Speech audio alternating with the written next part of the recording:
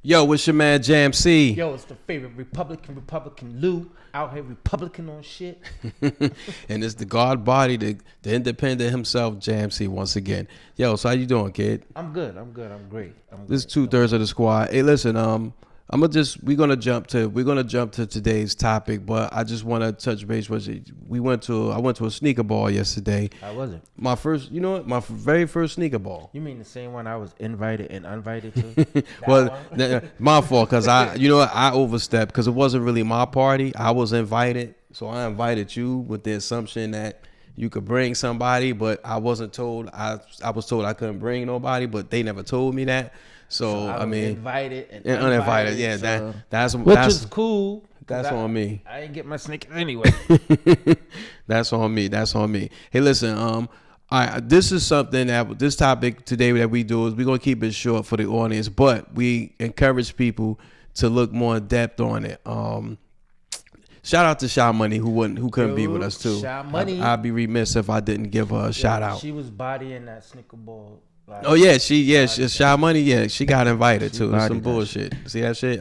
Yeah. So but. It's perfect. This is the perfect topic. You're right for this. What we're talking about. That's right. That's the word of the day for the phrase that pays is inclusion. And yeah, because Republican Lou was not feeling inclusive at all. It had to be a Democratic thing. It had to be. It had to be a Democratic Party. That's why I wasn't there. Yeah, listen. Inclusion in America, and the reason why I was just say this real quick was because I've been noticing over since 2024 started, and I'm sure this has been going on, but since 2024 has started, I mentor, so I meet with a lot of the young people and I talk with them, and there are a lot of things that they feel misrepresented it with, and which is why it sways the way they decide to vote. Because they don't feel inclusive enough than what's going on in society. And we're going to give you examples of what we mean today when we talk inclusion. Now, what does it mean? What is inclusion in America? Inclusion in America, I have it here. An inclusive and welcoming culture which embraces differences and offers respect in words and actions for all people and fosters a diversity of thoughts, ideas, perspectives, and values. And that's in this country. And a lot of this shit is bullshit because I don't see it in some places. I'm going to give you an example from what I see here on my Webster dictionary. An example of inclusion would be placing a disabled student into a regular classroom. Yes, that's should inclusion. be. Yeah. Inclusion. I think that just like everything else that we experience in America today, things become very faddable, right? Mm-hmm. It's a fad, right? And so I feel like corporate America, right? Because this is where you hear it to me the most in inclusion, feel as though we need to have more diversity and our corporation, so let's include some darkies here and there. You know what I'm saying? Basically. Now, my thing is, you including them, or you just have them on the payroll for face value, but are they really including? Exactly. So that's my take on it. And you look at it like if you like. I think who could relate to this more so, or as much, if not more so, than a black man is a black woman, especially in corporate America. Mm-hmm.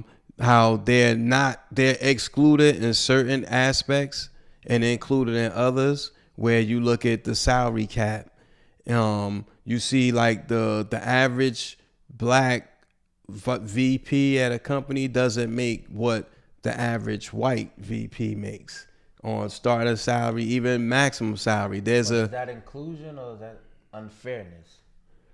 Well, that depends on how you look at it. So, but I'll do you one better.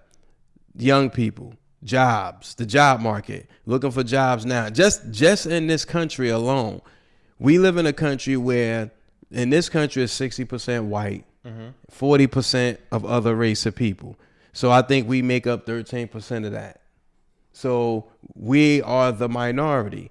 But when you go look for jobs now, even minuscule jobs, minimum wage jobs, you're being told now, and this is not coming from me, this is coming from the young people that I did a survey. The younger people here who speak English, who American born, say that some of these jobs you have to speak Spanish just to get employed. They're looking for Spanish speaking people or bilingual people at these jobs.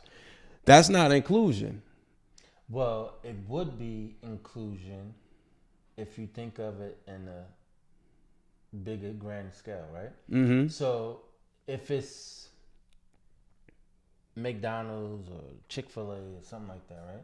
So if someone comes in there that doesn't speak English, you need a bilingual person. But you got the whole McDonald's. So listen, but here's where inclusion comes in that, because then I got you then. I got you. You can But here's the thing though, the whole McDonald's is Spanish. There's no black people in this McDonald's, and I live in an area that's predominantly Spanish. So there's no black person in that McDonald's. So a black kid walks in there and say they need a job, they saying you gotta speak Spanish. Or to relate to your coworkers. That's bullshit though. You gotta.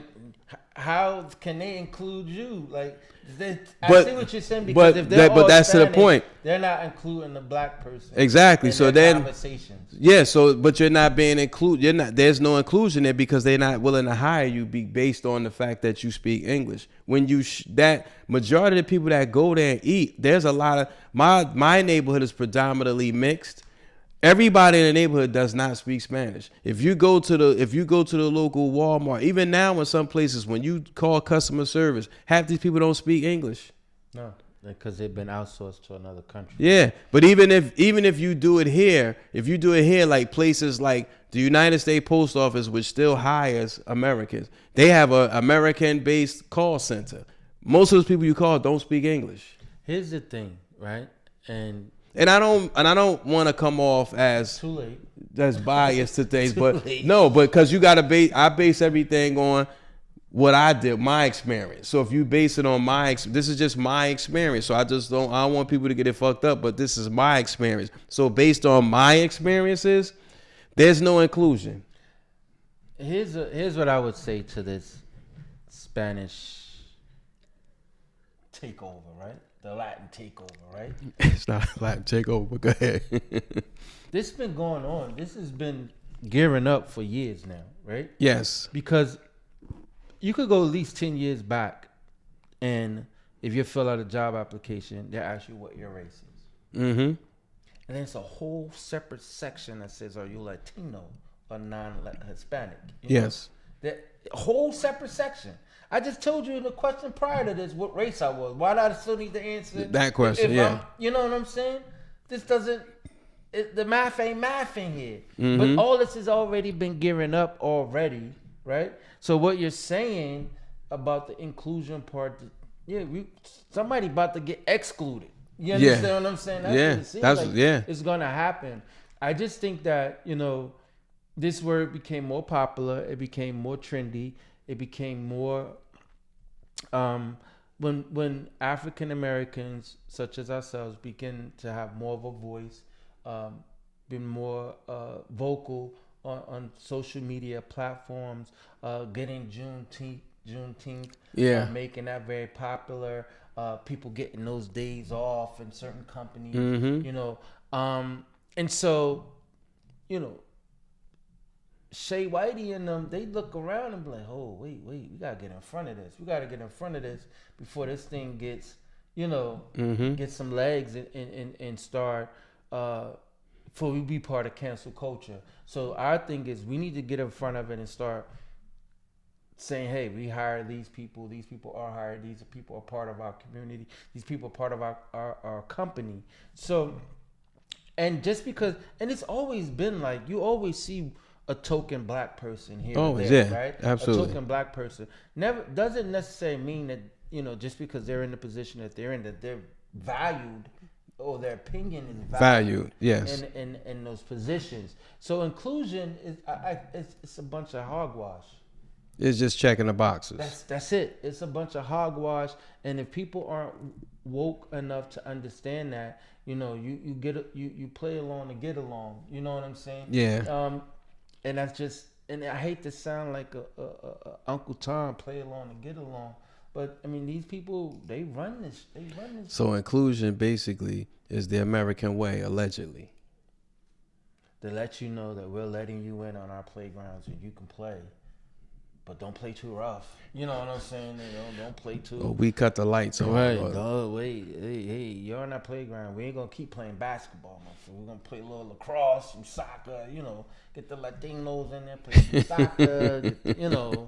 But I think, but we're so divided, and I guess, like I said, I struggle with this because how do you know what we know that we all should feel included. So inclusion should mean we all in one room should be treated the same, obviously paid not the same, no matter what race you are, no matter how many degrees you have, you'll never be equal. You're just included in a room, but not as an equal. What are we talking about? This shit been going on forever. I got you. James Evans got the same pay as the other nigga, the foreman at his job guy. Never, man. That nigga ain't never got this. So this has been America's way of doing America's business, right? And typically, in history has shown, if we give them a little bit, right? Meaning African Americans, we give them a little bit. They can get in an uproar over certain things, and once we show a little good faith on our side, then they pipe right on down. You get what I'm saying? George Floyd, his unfortunately demise, or what happened, and people was in an uproar about it. Yeah. All right, so we convicted jokers that did it. Yeah. Everybody happy. Allegedly. But the problem still remains. It still goes on even after America, the fact. They know what they give them a little bit, shut them up, pipe them down. The best way to do this is tell them jokers they going in, they going behind the wall. We can't let them overpower us or take over or even give in to their demand. So you'll send you a sacrificial lamb, which is these 4 cops, however many cops it is. We'll give you the sacrificial lamb just to keep peace. Mm-hmm. It's the break an egg omelet rule. Gotcha. So what this inclusion? If you are fooled by this shit, you will wake up, because this is not. It's just another fancy word of just saying, all right, we can all use the same water fountain, right? Mm-hmm. But they never gonna use that water fountain. You understand what I'm saying? We can all use the same water fountain, but they never gonna use that water fountain. So it's we gotta do better. We got to do better. Inclusion is not on our part. Like we're not the gatekeepers of inclusion. Mm-hmm. You understand what I'm saying? If it was up to us, we'll let everybody in. You understand what I'm saying? Us as African descent people. But here's the thing too. This is even more deeper. What about inclusion amongst your own race? It's even worse. Because we deal with that. It's even worse. It's even worse when you have to admonish, or you bring something to somebody's attention. The fact that you have to bring it to their attention, somebody of your race, that's number one, is crazy. Like, why would you even come at me? Why would you even do something like that? This is black-owned business. Why would you even come in here trying to rob the motherfucker? Mm-hmm. You understand what I'm saying? It's a black-owned business. Or why would you vandalize this black-owned business? Or why would you walk past my store and go to Poppy?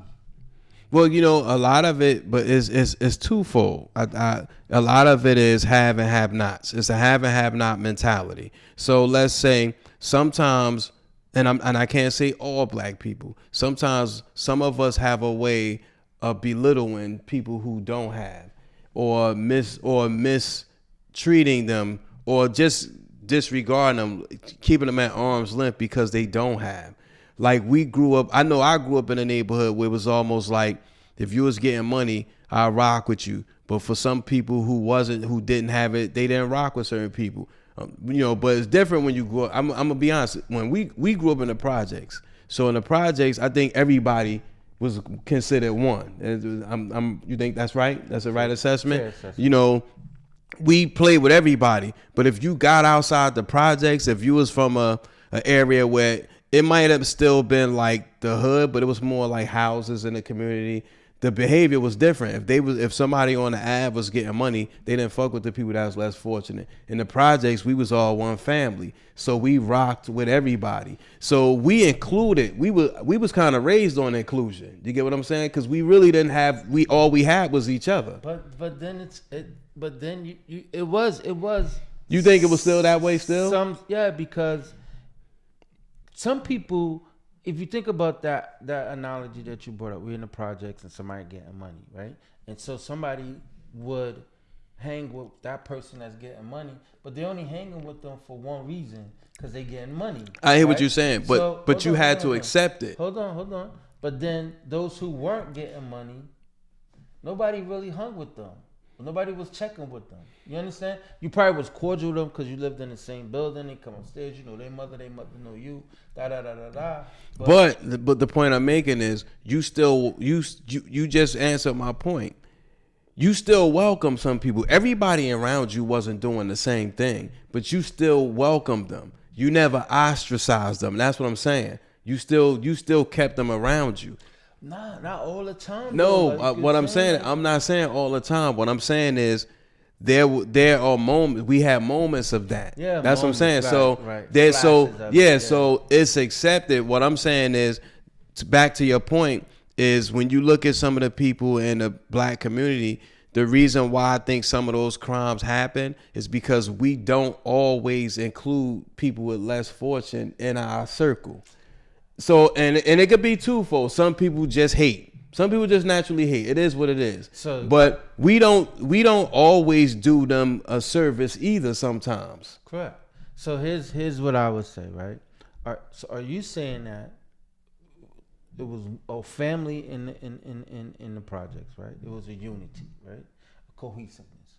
Right. And within that cohesiveness, was it one taken from another? Cause there was some mean boys out there that would take from. I get you. But I'm speaking more general, not specific. So when you look at we always complain about black businesses not providing us a service. So that's why we go to Poppy. But what about the black business that does provide a service? That is good. Some cases we still disregard them or don't like them just because of who they are. So I think we want to be included on everything, but we don't even include each other on things. Right, I agree. I think that I've had so many unfortunate experiences going to black owned businesses, right? Now, am I saying that I don't go to none? No, that would be a lie. I do go to some black owned businesses. I do patronize black-owned businesses. I think what it's just unfortunate that people look at it that way. But another point to go to this inclusion, right? I look at it like this, right? If you go into the hood, it's Spanish barbers almost on every corner. Yes, they coming up. Yeah, Spanish liquor stores. Shit, I went past Fox's yesterday. Fox's ain't even black owned no more. Spanish own them. They right? taking over. Yeah.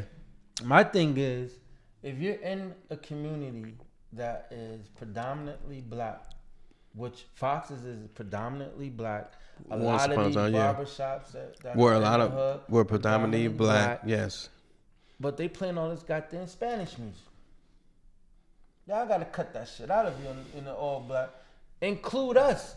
Y'all came into our community. You understand? And again, like my point, we welcoming, we're supportive, but it's just but there's no inclusion. Like they don't include our history in their establishments. You're forced to nothing. This is what you live with. This is my spot. You gotta sit in there and listen to the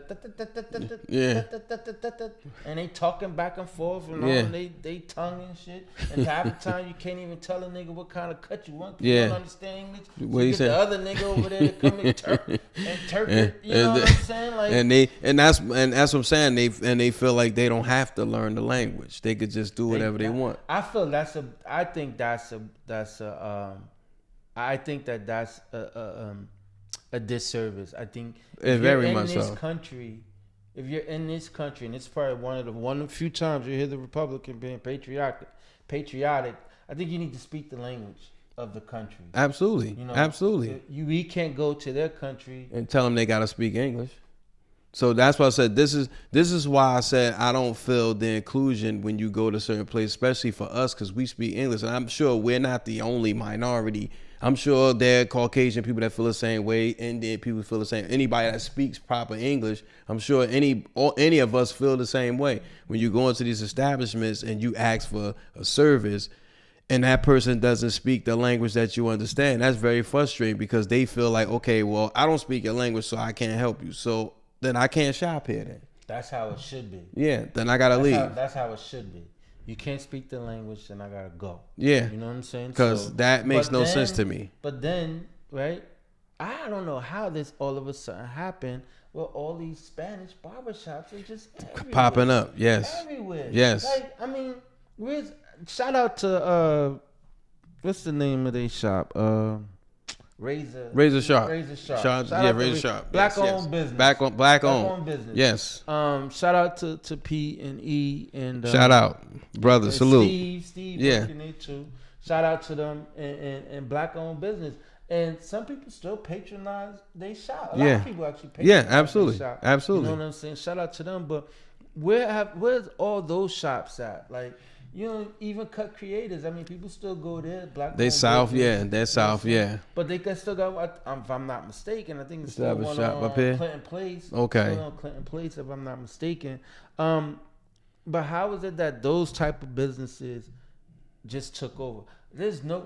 We used to could go to a soul food spot and get soul food. You can't even go get soul food No more. in the Because they black got, community. yeah, because they Spanish owned. Can't Quiet as kept. Can't even Miss D's, John's. Yeah. Gone. What's the one over there? Used to be on Lyons Avenue. Kings. No, Kings, not Kings. On lines.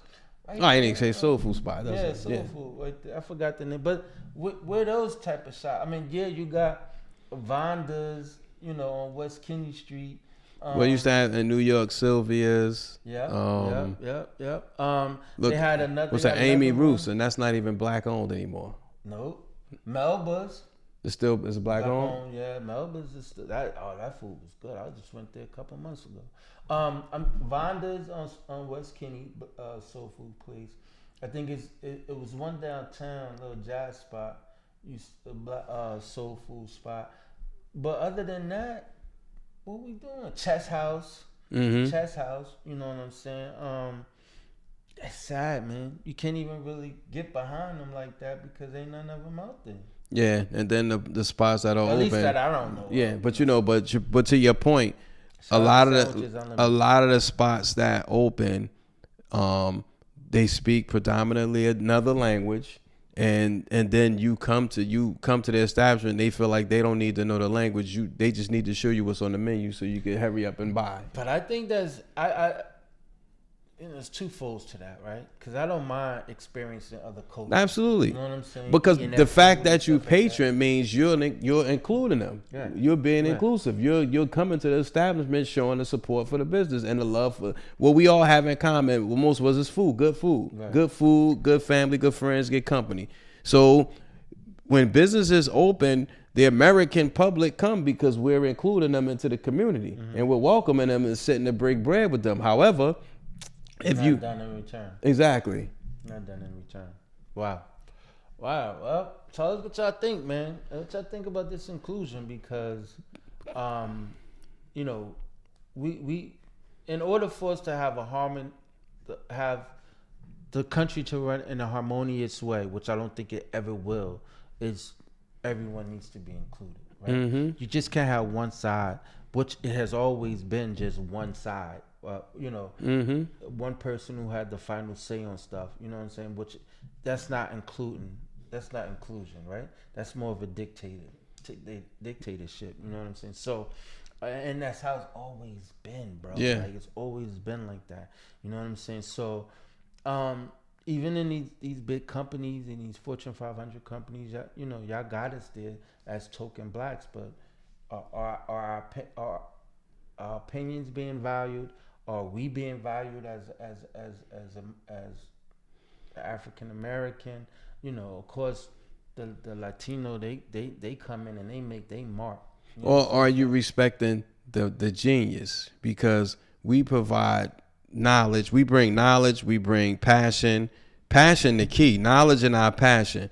I think the biggest misconception with us in corporate America is that sometimes they think that we're being aggressive when we really being passionate about what we do, with all due respect. So, there's some companies that happen to see that, and that's why you see some of us thrive. You gave the good side of the good side.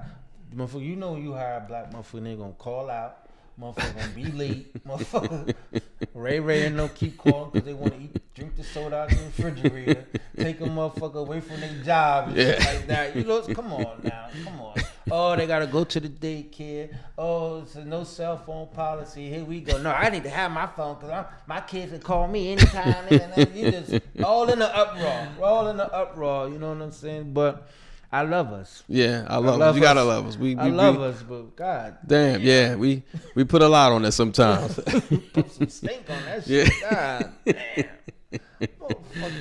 Yo, that before we gotta check out, but I noticed something, and I point this out. You and I had this discussion. There are 2 stores in America that the African American community has included in their repertoire. We call this inclusion.